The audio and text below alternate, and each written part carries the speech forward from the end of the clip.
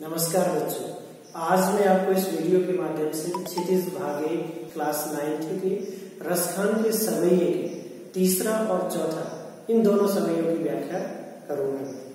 मोर पखा सिर ऊपर राखी हो, गुंज के मान गरे पहनोगी, ओढ़ पीतम्बर लय लपटी बन गोधन ग्वारन संग फिरोगी। भाव तो वो ही मेरो रसखानी, सो तेरे कहे सब स्वांग करोगी। या मुरली मुरलीधर की अधरान धरी अधरान धरोगी। इस सवैये में रसखान ने गोपियों के माध्यम से कहा है कि वो मोर पखा सिर ऊपर राखी, मोर पखा मोर पंख सिर के ऊपर धारण कर लेंगे। अर्थात कृष्ण जिस प्रकार मोर पंख धारण करते थे तो वो गोपियां स्वयं उनका रूप लेने के लिए तैयार है। गुंज की माल गले पहनोगी, गले माने होता है गले, गले में गुंज एक प्रकार के फूल है, जंगली फूल है, बीज भी होता है इसका लाल रंग का, बड़ा सुंदर होता है पकने के बाद। उससे भी माला तैयार की जाती है और फूलों से भी माला तैयार की जाती है। तो करें कि वन फूलों में गुंज फूलों की माला को वो पहन लेंगे जो कि कृष्ण पहनते थे। ओढ़ पीतम्बर लय लपटी, पीताम्बर, पीताम्बर का अर्थ होता है पीला वस्त्र। अगर हम पीला वस्त्र कहेंगे तो ये कर्मधारय समास में आता है जब पीला विशेषण आप रखेंगे, और जब पीला वस्त्र है जिसका अर्थात श्री कृष्ण, तो ये बहुब्रीहि समास में बन जाता है। तो यहाँ है पीताम्बर, ये जो कि ब्रज भाषा में लिखा हुआ है इसलिए हर्ष शब्द है, और मानक शब्द में पीताम्बर है, पीला वस्त्र। तो पीला वस्त्र जो कृष्ण पहनते हैं गोपियां वह भी पहनने के लिए तैयार है। लय लकुटी, लकुटी माने लकड़ी, लाठी। गोचारण करते समय कृष्ण जिस लाठी का उपयोग करते हैं, लाठी लेकर के जो गोचारण करते हैं वह भी वो कर लेंगे। गोधन गाय रूपी धन, अर्थात गाय रूपी धन का मतलब गायों के साथ, क्योंकि पशुपालक समाज में, कृषि समाज में गाय एक प्रकार का धन ही है। तो गायों के साथ, ग्वाल वालों के साथ में सहयोग करते हुए वो वन क्षेत्र में यानी जंगल में घूमने के लिए भी तैयार है।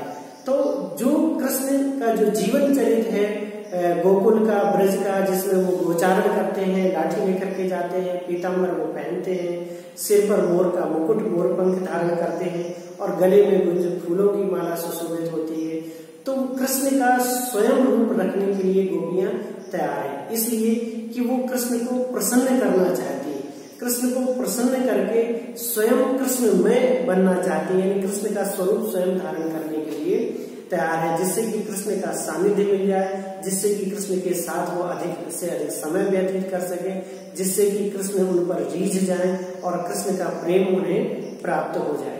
क्योंकि तीसरी पंक्ति में उन्होंने कहा भाव तो वो ही मेरो रसखानी, भाव तो माने अच्छा लगना, यानी जो कृष्ण को अच्छा लगे, जो कृष्ण को प्रिय हो, जो उनके रस की खान है, यानी जीवन में उमंग और जीवन में श्रृंगार रस की जो खान है।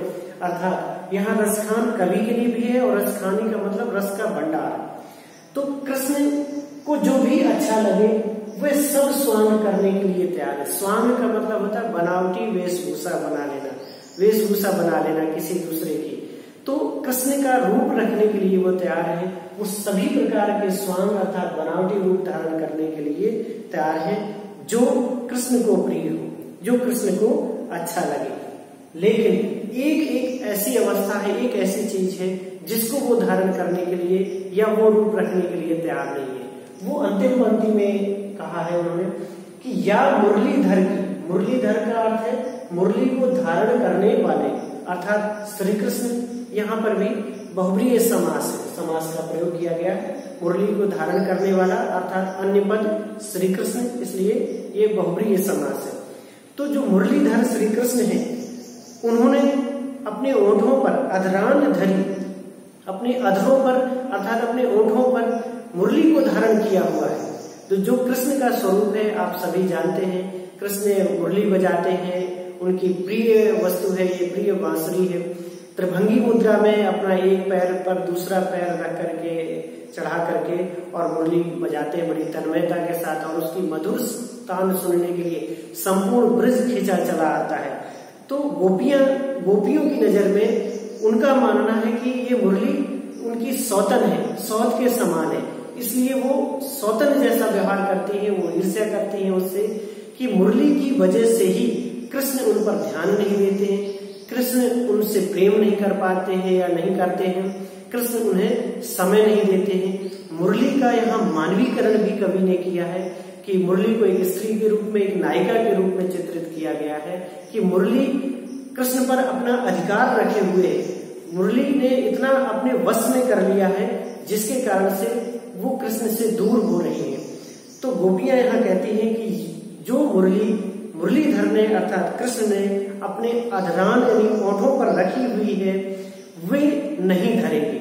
अधरान ना धरोगी, धरोगी माने रखना, वे अपने ओठों पर नहीं रखेंगे। अधरान धरोगी माने रखना, अधरान माने ओठ, कि गोपियां अपने ओठों पर मुरली को धारण करने के लिए बिल्कुल तैयार नहीं।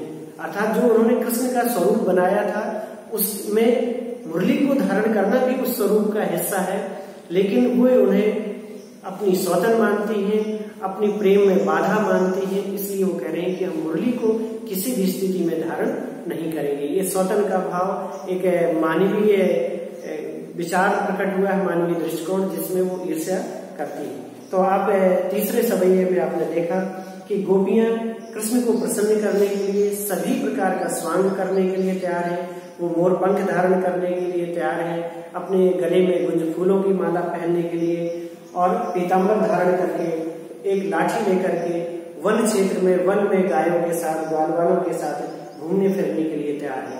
और जो कृष्ण को प्रिय हो, भाव तो यानी अच्छा लगे, वो भी सब स्वांग करने के लिए तैयार है, लेकिन मुरली को धारण करने के लिए तैयार नहीं है। मैं आपको एक पंक्ति उदाहरण के रूप में और बताना चाहूंगा सौतन के भाव के लिए। कांटो बुरो करील को अरु बदली को घाम, सौत बुरी है चूर्ण की अरु साझे को काम। अर्थात करील का कांटा बहुत बुरा होता है और बादल वाला घाम, अर्थात जब उमस होती है तो बादल वाला घाम, सौतन चूर्ण माने आटा, आटे की भी सौतन बुरी मानी गई है साहित्यकारों के हिसाब से, और साझे का काम, शेयर में किया गया काम अक्सर गड़बड़ करता है। तो यहाँ सौतन के बारे में कई कवियों ने अलग अलग तरह से व्याख्याएं की हुई है। तो इस प्रकार से ये तीसरा सवैया समाप्त हुआ। अब मैं आपको चौथा सवैया बताऊंगा।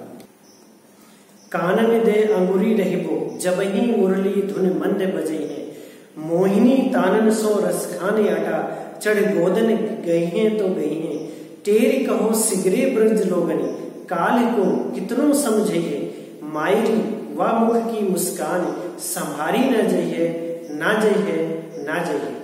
कानन दे अंगुरी रहिबो, यानी कवि ने इस सवैये के माध्यम से एक लोक मर्यादा का वर्णन किया है कि कृष्ण हैं, पुरुष हैं, वो बांसुरी बजाते हैं, बंसी बजाते हैं, उनकी मधुर मुरली की तान सुनकर के गोपियां अपने कार्यों को छोड़कर, अपने घरों को छोड़ करके कृष्ण के पीछे चली जाती है या उस वन क्षेत्र में चली जाती है उनके साथ। तो समाज उन्हें रोकता है कि आप अपने काम पर ध्यान दो और कृष्ण के पीछे क्यों भागती। तो उन्होंने अपनी व्यवस्था का वर्णन किया है, अपनी लाचारी का वर्णन किया है कि हम कानन माने कान में, अंगुली माने उंगली, हम अपने कान में अगर उंगली भी डाल लें, कब? जब ही ध्वनि, यानी जो कृष्ण की मधुर ध्वनि है बांसुरी की, जब वो मंद ध्वनि बजाते हैं बांसुरी में, तो वो उसमें इतना खिंचाव होता है, इतनी मोहित कर देने वाली वो आवाज होती है कि मोहिनी तानन सो रसखान बटा। रसखान कहते हैं कि जब कृष्ण मोहित कर देने वाली तान में, स्वर लहरी में, अटारी पर चढ़कर, अटारी का अर्थ होता है ऊपरी खंड यानी ग्राउंड फ्लोर और फर्स्ट फ्लोर, तो ऊपरी भाग पर चढ़ करके, ऊपरी घर के ऊपरी भवन पर चढ़ करके जब वो गोधन नामक एक प्रकार का गीत है, मधुर ध्वनि में, मंद ध्वनि में वो जब गीत गाएंगे तो हम विवश हो जाते हैं, हम लाचार हो जाते हैं और बांसुरी की उस मधुर तान को सुनने के लिए खिंची चली जाती है। टेरी कहो सिगरे ब्रज लोगन, टेरी माने बुला करके, पुकार करके, कि आप हमें बुला करके, पुकार करके, सिगरे माने सभी, ब्रज लोगन माने ब्रज के लोग, यानी संपूर्ण ब्रज के लोग आप हमें कल बुला करके कितना भी आप समझाएं, काली को कितनों समझाइए, काली माने कल, कल कितना भी समझाइए कि आप कृष्ण के पास मत जाइए, कृष्ण के कितनी भी बांसुरी बजाते रहे, आपको ध्यान नहीं देना है, आपको नहीं जाना है। तो कह रहे हैं कि यदि हम अपने कानों में उंगली भी डाल लें, अपने सुने ही नहीं वो मधुर ध्वनि, लेकिन जैसे ही अपनी आंखों को बंद करते हैं, जैसे ही कृष्ण का स्मरण करते हैं, माई जी, हे माँ, माई का मतलब गोपियां माँ को संबोधित करते हुए कहती हैं कि हे माँ, वाह मुख की मुस्कान, वाह माने यहाँ कृष्ण के लिए है कि उस मुख की जो मुस्कान है, जो स्माइल है, जो कृष्ण का जो भव्य स्वरूप है, उनका रूप, उसका खिंचाव इतना अधिक है कि हम अपने आप को संभाल नहीं सकती हैं।